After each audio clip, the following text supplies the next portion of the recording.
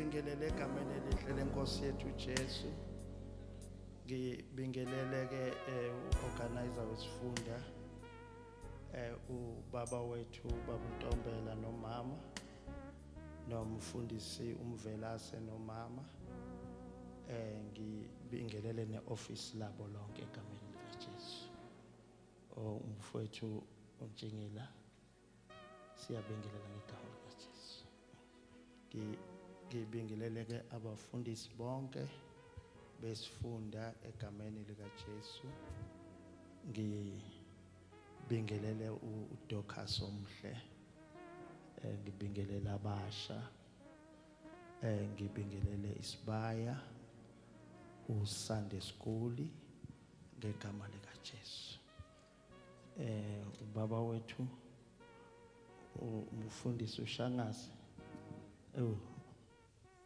egameni likaJesu siyabonga baba ukukhona so ufikile. Sibonga kakhulu bazalwane. Sibona inkonzo yabasha iyaqhubeka kakhulu.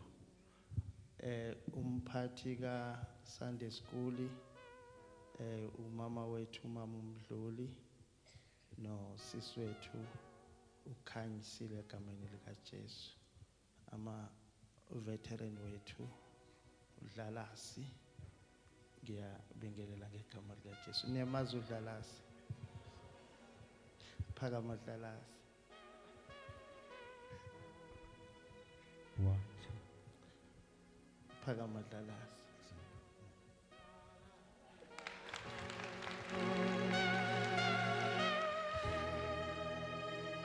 Ngibingelele ke ngimbingelela umama wethu uMampanza. Ngiyabingelela abazalwane. Siyambonga kakhulu uNkulunkulu xolisele umama Velase unokufika noma yini ngenxa yempilo akekho phakathi kwethu. Ngixolisele futhi nobaba wethu ufundisa uNdebele noma abekho mnandi njengoba bengekho phakathi kwethu. Nabo bonke ke bazalwane abangekho ngenxa yesimo sokuthi abaphilile kahle. Sibonge kakhulu ke bazalwane ukuzimisela kwenu ukuza kulo mhlangano. Sibona kakhulu ikhathi zonke umhlangano wabasha uyathuthuka uyaphambili. Ngakho ke siyambonga uNkulunkulu. Noka Sunday School ngokunjalo. Into eyenza lokho ukuthi sisebenza sonke siyahlanganyela. Inkosi yomsinibusisi. Sibonga obaba abafundisi abawenza lo mhlangano ube impumelelo. Sibambisane no organizer besifunda neoffice labo. Siyabonga kakhulu bazalwane. Abashayi beyinsimbi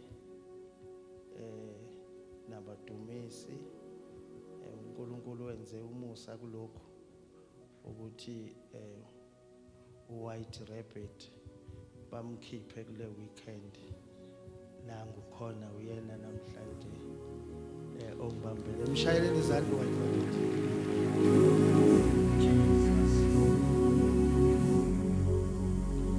Laba sebenza khona kufana nokuthi basendaweni evalelekile kakhulu abaphumi njalo.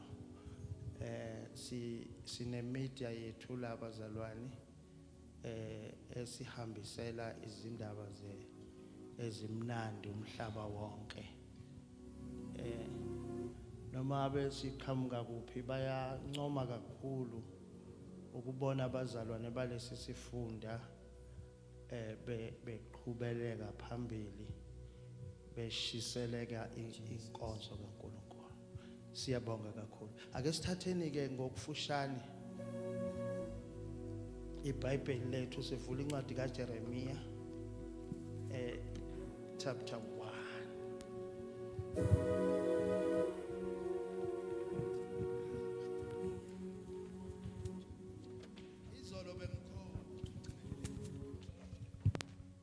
Izolo bengikhona ungazi ukuthi leni ishintshayo iyona phela inkonzo bekukhona abantu abasha ade behleli la befakaza sizwe uNkulunkulu ekhuluma nathi. Inkosi yomsinibusisi. Sizwe uNkulunkulu ekhuluma nathi ngendlela emangalisayo. Enhlizweni yami kwaba khona indawo embongayo uNkulunkulu. La sizofunda khona manje, sizofunda la uNkulunkulu ebiza umuntu emnikeza umsebenzi. La uThixo ebiza khona umuntu emnikeza umsebenzi. Noma ngathi la uJesu ekubiza khona, ngoba uJesu mayebiza umuntu noma ngabe imuphi, uJesu uthi wozani nginenze njani, nginenza abafundi. Wonke umuntu obizwa uJesu umbizelwa ipurpose yokuthi ahambise ivangeli umhlaba wonke. Noma ngaba kayena umfundisi, noma kayena umvangeli, noma kayena umprofeti, kodwa ipurpose kaNkulunkulu uma ebiza umuntu umbizela ukuhambisa izindaba zakhe.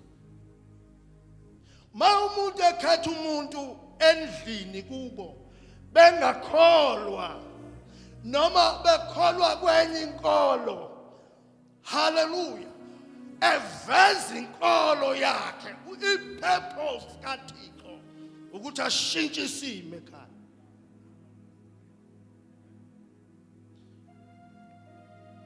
Thina ekhaya kwaqala kwaphenduka udade wethu. Mayephenduka udade wethu, mayefika ekhaya sikholwa bazalwane, engengilishi ibandla, kodwa wakukholwa ekhaya. Kodwa mayephenduka udade wethu ekhuluma efakaza egcekeni, wayekhuluma into ehlukile, futhi wangazi ukuthi ukhathaza mina ngedwa. Bamphikisa zakhale, kanti uThixo uzoshintsha ikhaya lakithi. Mighty Jesus, hallelujah. Kwaphinde kwaphenduka omunye futhi, lo owaphenduka okwesibili, kwathi makufanele ukuthi akhethwe ashade. Mighty Jesus, kuthuka hayi la ekhaya ke uzokwenziwa kanje. Wavele waqonda kubaba wathi, baba, ngacela kuwena mina ukuthi impilo yami ngiyinikele kuKristu. Impilo yami iyaqhubeka ngalendlela. Kunamhlanje konke okwenzeke empilweni yami kungenxa kaKristu. Wayesethi ubaba bowucela mntana, amathi bengicela kube ukuthi ufakwe itende ekhaya. Ubaba udade wethu wangena naye etendeni embambe ngesandla. Mighty Jesus, ngoba uma uJesu ebiza umuntu usuke enepurpose yokuthi afake ivangeli. Mina ke yangisiza inkosi sengila eGauteng, yangisiza inkosi 82, yangisiza inkosi. Kodwa nje namhlanje enhlizweni yami kunalo mlayezo othi njoba la endlini nje wabizwa inkosi, wabizwa inkosi. Bakhona ke bezile beza ngekeyboard, bakhona bezile beza ngabangani, kodwa ipurpose kaNkulunkulu ukuthi wena njoba weza la wabizwa uKristu Jesu.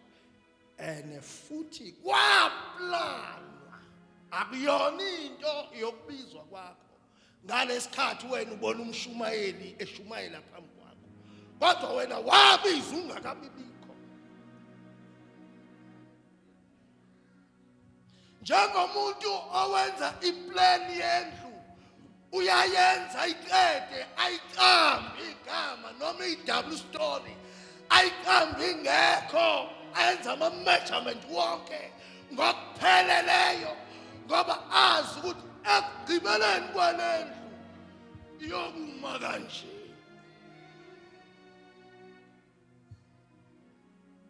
Mighty Jesus. Ake sifundeni kuJeremiah chapter 1. Ngibonile ukuthi isikhathi sesedlulile kakhulu asihambisana ngesikhathi kodwa ngizokhuluma ngokufushane. Yebo, banongifundelayo. Yebo, just Jeremiah chapter 1. Yes, uqale kuverse 1. Siyaqala kuverse 1. Amazwi kaJeremiya indodana kaHilikhiya wabapristi ababese Anathothi ezweni lakwaBenjamini. Okwafika kuye izwi likaJehova ensukwini zikaJosiya indodana kaAmoni inkosi yakwaJuda ngomnyaka we-13 wokubusa kwakhe.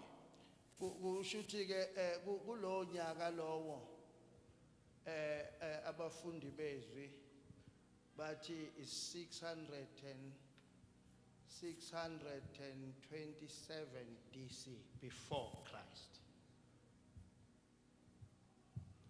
Between 627 to 626 DC before Christ. Angithi masifunda iBhayibheli siyazi ukuthi noma sithi before Christ kodwa uChrist wayekhona. Abafundi beBhayibheli bayazi ukuthi noma wayengekho siqu izolo bayithintile wayekhona ngezwi. Uthi kubaJuda uJesu engakabikho lo baba wenu uAbraham mina ngangikhona. Manje kulezo khathi lezo uNkulunkulu uJeremiya ke uya test uwenza itestimony yakhe ukuthi ufike wathini uThixo kuye. Yebo qhubeka baba. Verse 3. Lafika futhi ezinsukwini zikaJehoyakim indodana kaJosiya inkosi yakwaJuda kuze kube sekupheleni komnyaka we-11 kaSedekiya indodana kaJosiya inkosi yakwaJuda kuze kube sekuthunjweni kweJerusalema ngenyanga yesi-5. Kwafika kimi izwi likaJehova lathi ngingakakubumbi esiswini ngakwazi ungakaphumi esizalweni ngakungcwelisa. Uma lifika izwi likaNkulunkulu lithi Jeremiah ungakabunjwa lingakafiki usuku lokuzalwa kwakho ungakabikho nasesizalweni ayiyuthi ngakwazi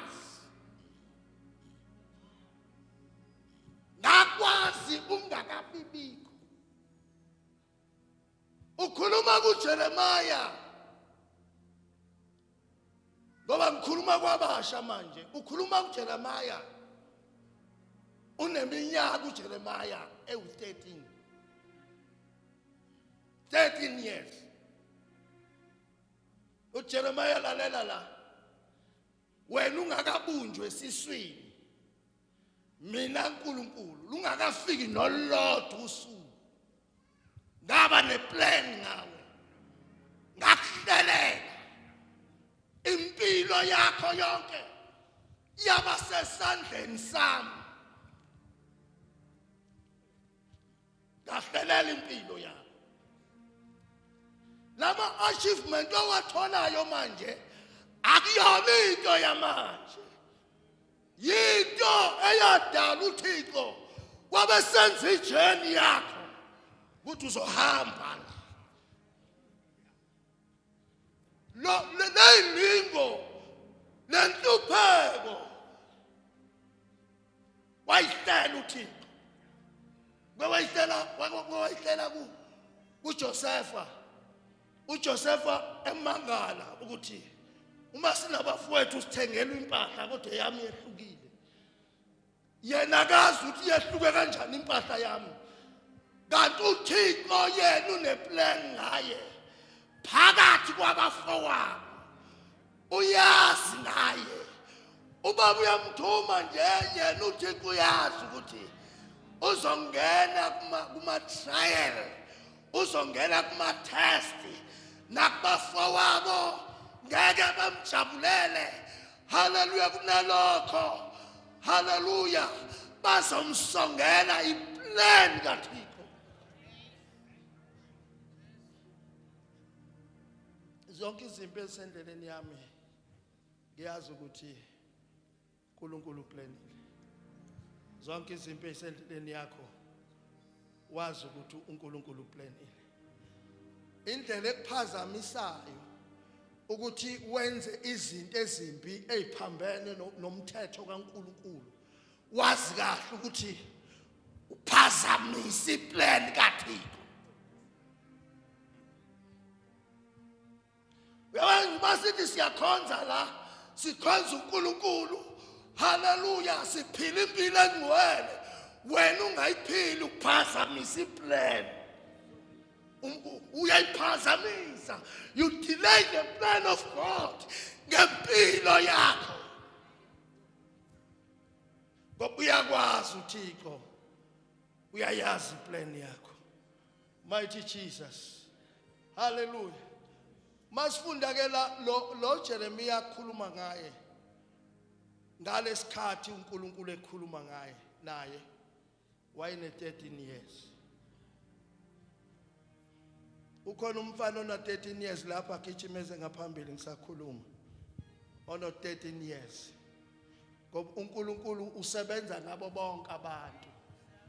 Mighty Jesus, ngalesikhathi ekhuluma naye waye-teenager ka 13 years.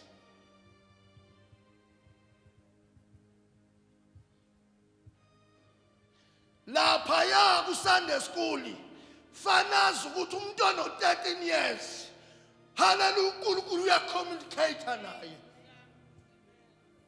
uyakhuluma naye, uyamsebenzisa, uyamnika iplan. Qhubeka baba. Ngingakakubumbi esiswini ngakwazi, ungakaphumi esizalweni ngakungcwelisa, ngakubeka umprofeti ezizweni. Kepha ngathi, awu Nkosi Jehova, bheka angikwazi ukukhuluma ngokuba ngingumntwana. Ukhipha lamazwi uJeremiah uthi, awu Nkosi, wena nguwena owaziyo ukuthi angikwazi ukukhuluma. Nginjani? Ngingumntwana. Ngingumntwana. Kangakanani kuKristu ebiza wena umdala? Niyazi umntwana sineke izinto ezingamphazamisa. Laba abamanje bangaphazanyiswa na ibhola. Ngoba liphazamisa nabantu abadala ibhola.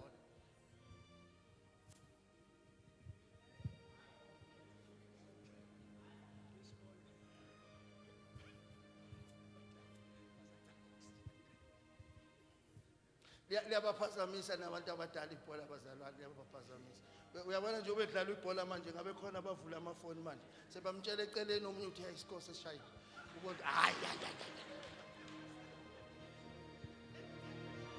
sithi siphuma la nje baba sebekhuluma ezebhola ngoba izinanga into eziphazamisayo.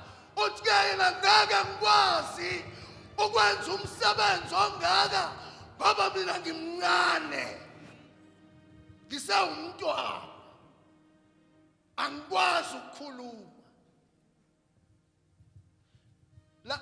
la enhlizweni yami kuthi angibeka ukuthi akekho umuntu ongeka wenza umsebenzi kaNkulunkulu. Sengisho kubangcwele bonke la ngaphakathi. Ngizwe lade beshumayela la izolo ngase ngithi mina lemvuselelo esenhlizweni yami omunye abanye babo ngizobacela ukuthi ngibafithe kule mvuselelo yami. Ngoba nginemvuselelo.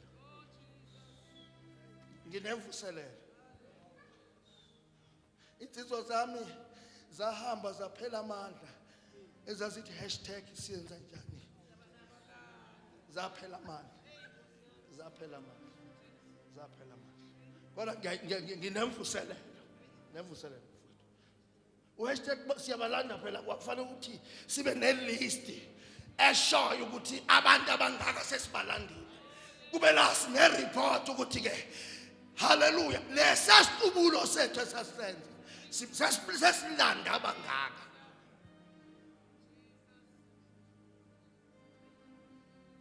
Mighty Jesus.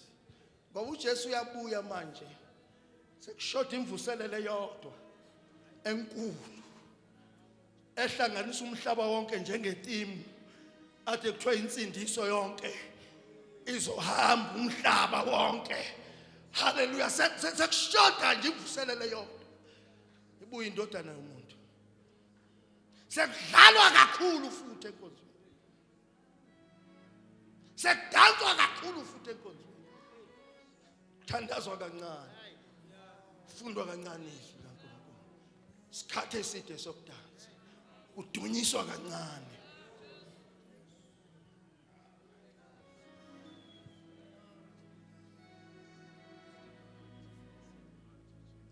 Indumiso kudunyiswa kancane. Ngoba indumiso iyanyakazisa. Indumiso ingamandla. Kodwa simthembile uThixo kulaba athi ngakwazi.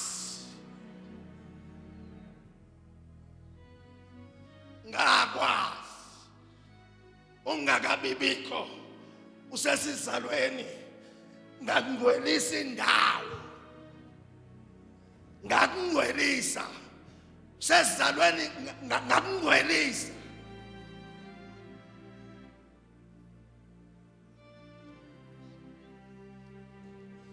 Kwaprofethwa ngawe wena wazi ukuthi kwaprofethwa ngawe. Mighty Jesus funda Kepha uJehova wathi kimi, ungasho ukuthi ungumntwana, ngokuba uyakuya kubo bonke engithuma kubo. Lalela ungathi ungumntwana. Baba mina uNkulunkulu ngizokuthuma kubo bonke. Ngizokuthuma. Thandazela uthunyo kubo bonke ababizwe uThixo. Thandazela uthunyo kubo bonke ababizwe uKristu. Ngiyithandile into yenu bazalwane ngoba kuyaphikiswana. Amatheologians ayaphikisana. Amanye athi akufanele umuntu wesifazane eme ebandleni. Kodwa thina sithi masibuke iBhayibheli sithola ukuthi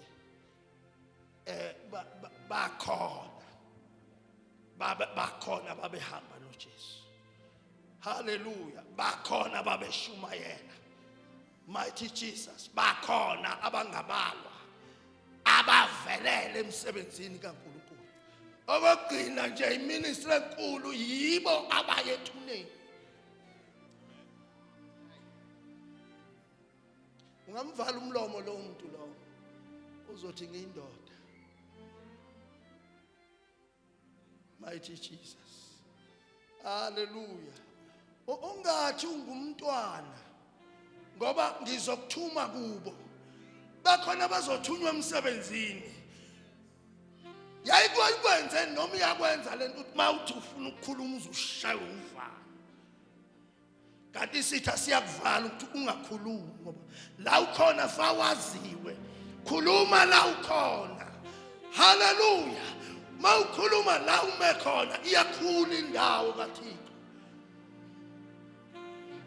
Njoba ngimile lapha nje ngime kule round mangikhuluma iyakhula ngokukaThixo, iyakhula efemini bayazi ukuthi ukhona umuntu omusha ophila impilo obungcwele. Mawungena bayathula, mangena wena bayathula mabekhuluma into eyiphambene, ngoba khona into abashokhayo, abasashokwa ilutho kuwo,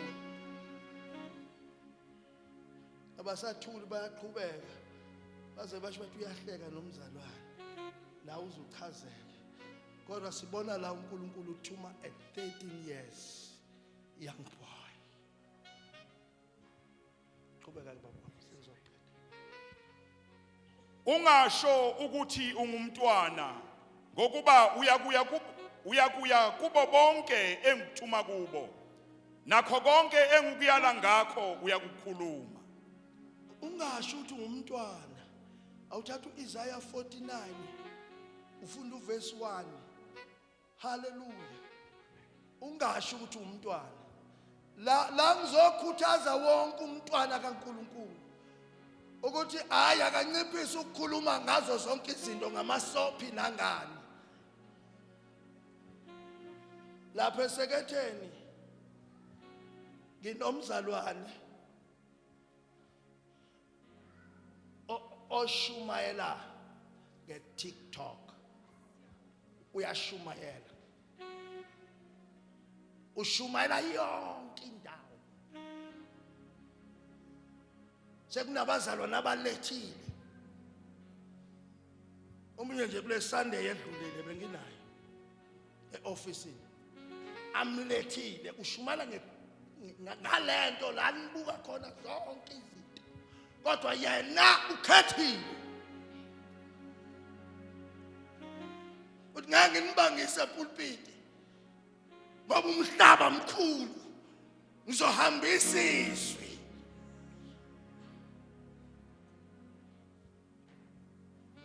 Kangangokuba ulula kakhulu ukupromote business yakho. Hallelujah.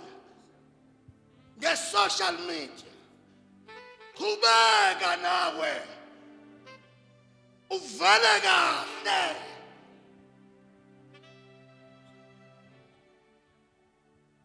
Ake ngikhulume nje obala abazalwane njenga akwaba khona insizwa eyathunyelwa umfundisi uthi ibona intombi. Base ngihlala nayo lensizwa phansi, uyibone phi intombi? Uthi ngabona uqotho bayo, ngayibona, ngase ngiyicela ukuthi ayiye kuphi manje, ngayi-inbox ifake ebhokisini ngoba bazofaka wena ebhokisini kanti bafaka isiwula sentombazana. Igebengu lesi.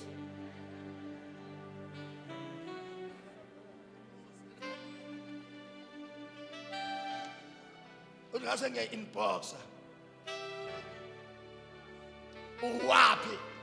Ngayibuza nje ukuthi ungakuphi, ukhonza kuphi? Batho ukhonza kuleli bantu. Bathi okay sekwalungile, khuluma nomfundisi wami. Mase ngihleli naye phansi, vela kahle siyakholelwa thina ukuthi uNkulunkulu wathi mayidala umuntu wakhipha ubambo. Mayesekhipha ubambo wayesedala umlingani. Siyakholelwa kulokho. Siyakholelwa ukuthi umuntu uyangenwa yizwi. Siyakholelwa ukuthi umuntu uNkulunkulu amhlanganisa naye, angamhlanganisa nomuntu nowe, ngoba uNkulunkulu uyamazi, uneplan ngawe. uNkulunkulu uneplan ngawe.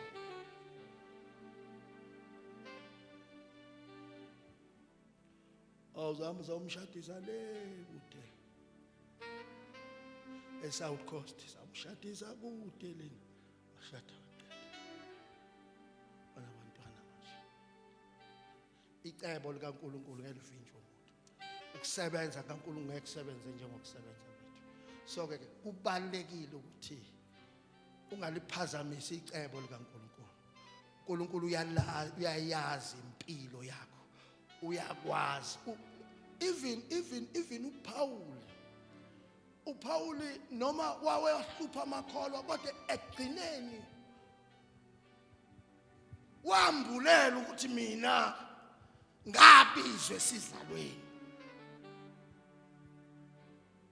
Ake sithathe ukugcina ke bazalwane. Obe ngithe Isaiah, funda uIsaiah 49 verse 1 bese ugcina ngoGalatia 1 verse 15. Siyafunda Isaiah 49 verse 1. Ngilaleleni nina ziqhingi, niqaphele nina bantu abakude. uJehova ungibizile kwasekuzalweni, waqamba igama lami kwasezibilini zikamame. Mighty Jesus, umuntu kuthiwa usibongile, siyabonga Baba. Hallelujah. Kanti uNkulunkulu uplanile wamnika negama. Useplanini kaNkulunkulu. Omunye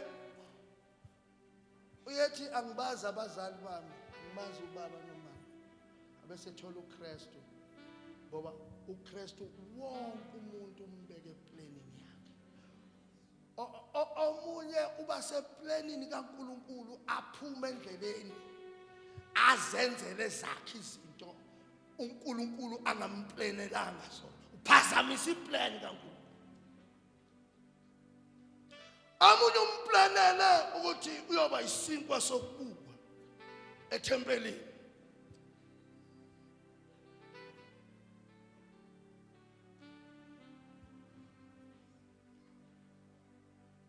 Angeke ashade. Iplan kaNkulunkulu. Iningi iplan kaNkulunkulu ngawe Nkosi. Angaphazamisa iplan yami wena wangazi.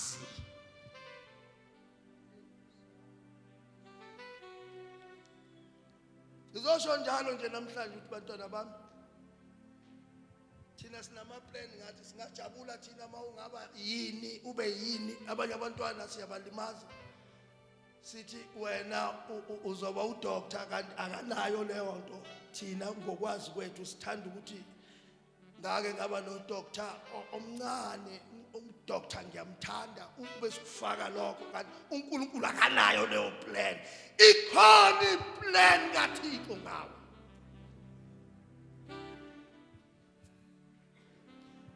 Bengizothi gcina ukukholwa, uthatha isiprofeto sikaThixo ukuthi njengoba wangibiza ngakholwa ngaphenduka. uNkulunkulu wena unecebo ngami, uyayazi iplan yami.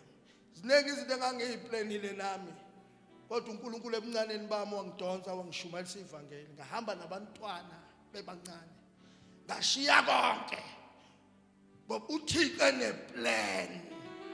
Yazi iplan Nkosi, ngivezele iplan yakho ngami.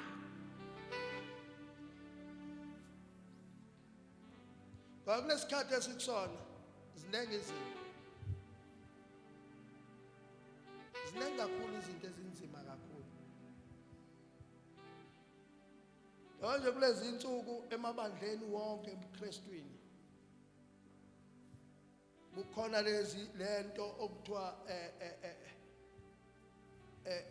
yobulili. Uthatha amantombazana ayathathana ayavakashelana, kanti thina sithi abangani nje kanti ziyasha.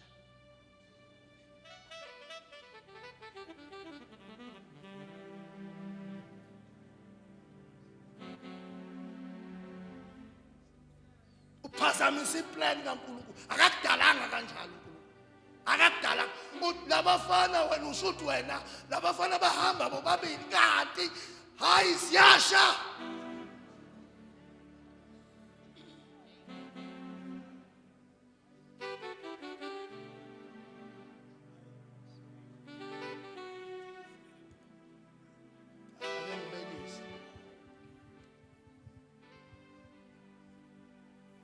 Mawumthulisa uthini? Makuyintombazana. Thula ntombi kamama. Ujabulile na. Nakumfana uboy. Thula mfana. Ngisho ubuhlungu bazalwane, khuluma ngobuhlungu, khuluma ngepainful.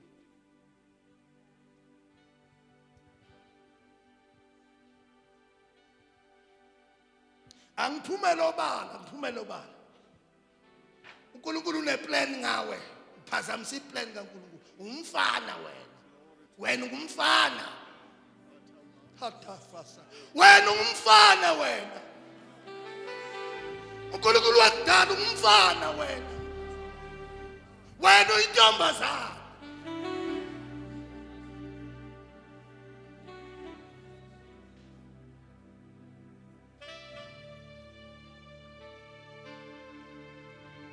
Kuneyinhlelo bazalwane. Mawubuka kuneyinhlelo la okusekuhanjelwa khona abazali kuthiwe akamukelani. Niyabazi ubuhlungu obunjani.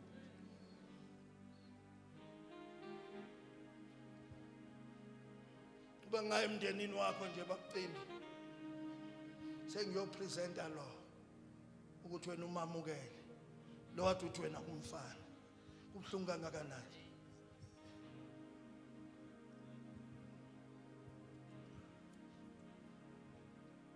Yemndenini wakho.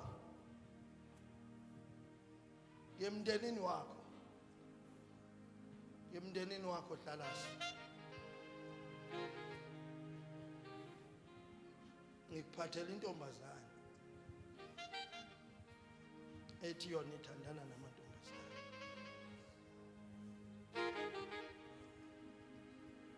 namantombazana. Sikhuluma ngezinto bazalwane esibuhlungu kahle lemangalisa.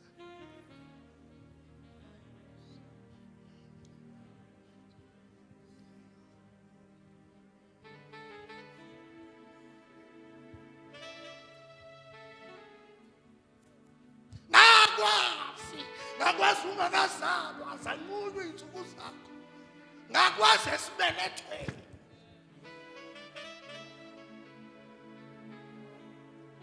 Lempi mangabe iqondene nami iyalidinga ibandla.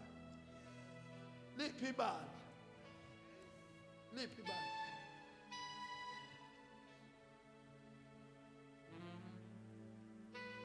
Liphi ibandla? Mangabe uPaul akahlala uPaul. Akahlala uPaul yabona. Akavele ukuthi ngiuPaul mina. Njoba ngisho nje khona babizela ukuhlala.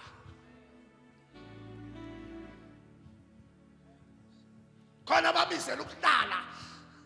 Halafayisa. uThixo abenza okunganyakasi lutho okungashi lutho babizele noma ngiphuma kule nkonzo sengishumayele kanje ungaqala ujaja abantu ngoba khona babizweyo bakhona phakathi kwethu balimele ivangeli abanaphunga basoleli ngoba ukushada ngeke kusezulwini ukushada ngeke kwenza uphila impilo engcwele bathi impilo engcwele uyayiphila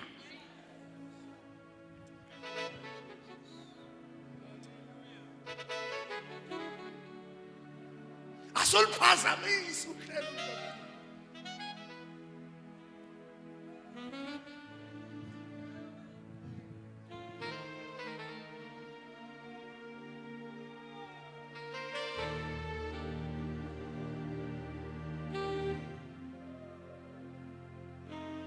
ngiyaphinda futhi zikhona insizwa ezihlalela uThixo asinaphunga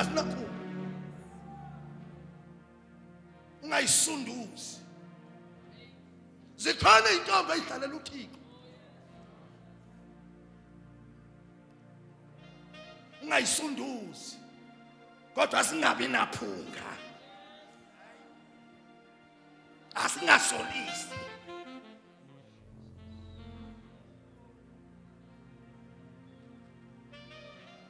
ngoba uSathane usebenza kanje uthumba abathila abazogruma abanye la ngaphakathi utbenza amanyala ngaphakathi kuthiwa lutho ayisekho impilo obungcwele ngoba ukhona abangaphakathi abaziwayo nabanikwa amathuba phazamisa icebo likaNkulunkulu.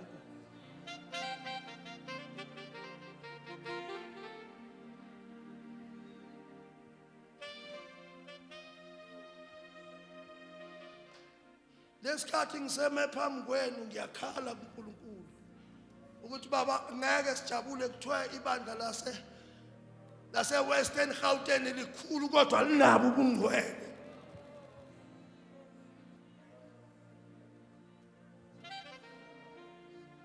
Khalela ubungcwele.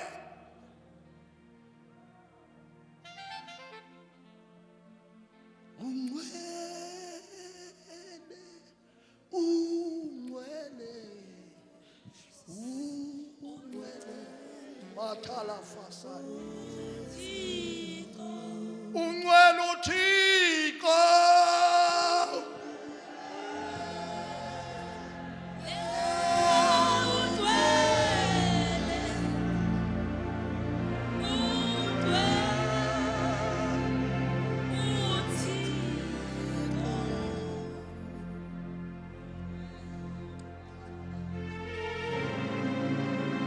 Awuyithathe lento yalomzali uyilethe kuwe.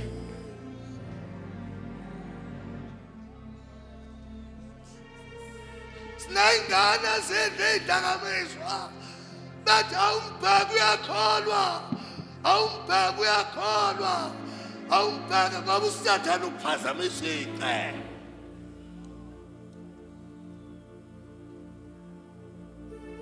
Why ukhuluma ngayo ngabe uyayithatha uyiletha kuwe?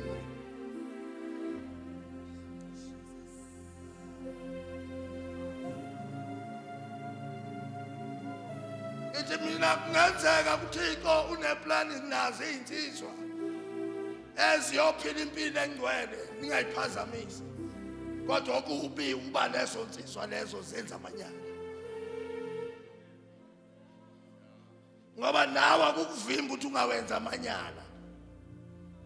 Kodwa mawunoKristu uzophila impilo engcwele. Ngithi mina kungenzeka nala kunazo izintombi ezithi nginesiqiniseko ngempilo yami. Ayiphazamisi.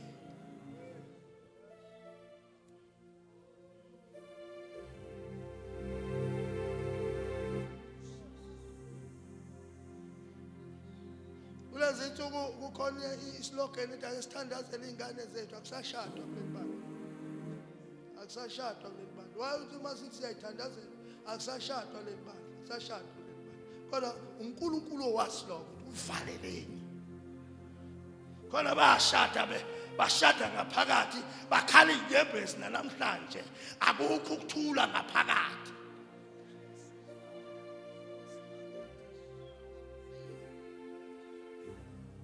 Uyazi ngempilo yami. Ngesithi wena uyazi ngempilo yami. Akube ilona lathi Nkosi wazi impilo yami. Siphuma la nje akuthiwa umuntu wazi ngempilo yami.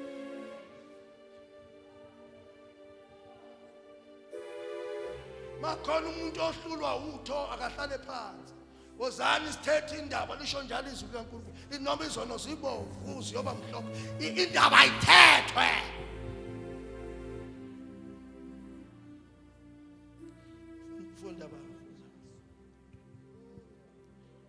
Ngilaleleni nina ziqhingi, niqaphele nina abantu abakude. uJehova ungibizile kwasekuzalweni. Waqamba igama lami kwasezibilini zikaMame. Wawenza umlomo wami njengenkembe ebukhali. Wenza nomlomo wami ofana nenkembe ebukhali. Kwangibizwe uThixo. Yazi makhonto okuphazamisayo. Umuntu athi nginoJesu ngayikhethela. Ngakhetha uJesu uvela kubaleke. Ngoba uNkulunkulu wenzile umlomo wakho waba inkembe ebukhali. Evika yonke imicibi kusholo yisitha.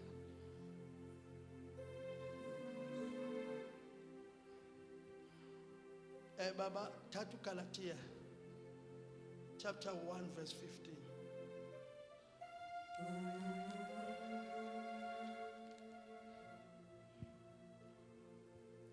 Kepha-ke mhla kwaba kuhle kuNkulunkulu owangahlukanisela kwasesiswini sikamame wangibiza ngomusa wakhe. uPaul uyibona lenkonzo ayenzeka sabulala abantu kodwa uthi wangihlukanisela wembulelwa ukuthi lento ayenzekanga manje noma bengitrainiwe njengesosha noma bengisebenzela umbuso noma bengilwa namaKristu kodwa lento ayisangiyenzeke manje ngahlukanisela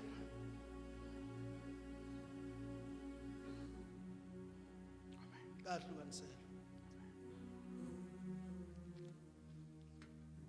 hlala phansi umbuyazi baba umbuyazi bazothandaza hlala phansi. In the name of Jesus, in the name of Jesus, I have a victory. Hallelujah.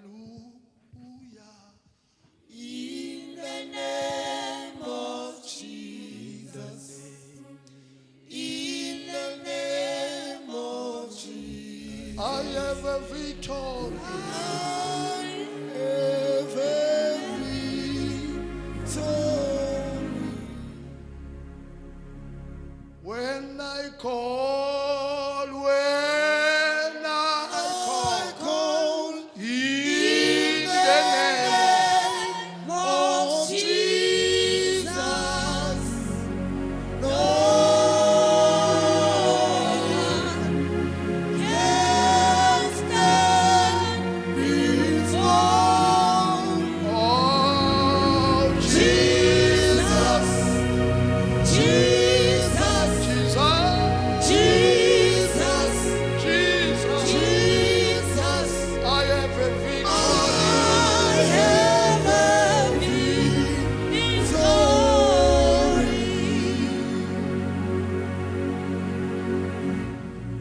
Asikhulekeni baba wethu namandla wonke yise wenkosi yethu Jesu Kristu wena wawukhona eqaleni ukhona namanje wena izolo wena namuhla wena naphakade alijiki izwi lakho limi uthekodlula izulu nomhlaba kodwa lona lohlala liqinile limisile siyabonga Nkosi ukukhuluma kwakho nasemini nje moya igcwele impela uyasazi impela uyasazi impela uyasazi futhi usibizile moya igcwele nakho Nkosi silana somandla sasikuzwile ukukhuluma kwakho lungisa inhliziyo yethu moya igcwele lungisa ingqondo yethu Nkosi masiphenduke sikuzwe wena ukuthi usibizele kuphi somandla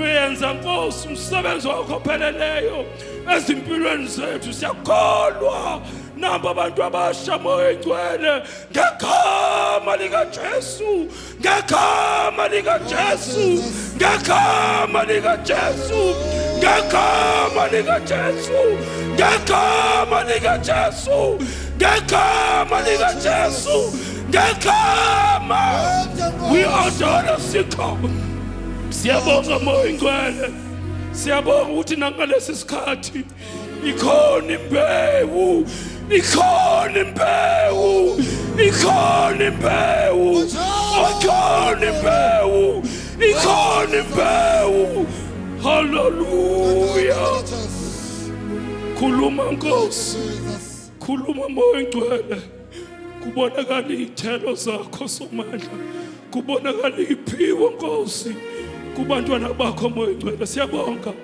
ukuthi uyakwenza lokho nangalesi sikhathi singeza lonke udumo in Jesus mighty name.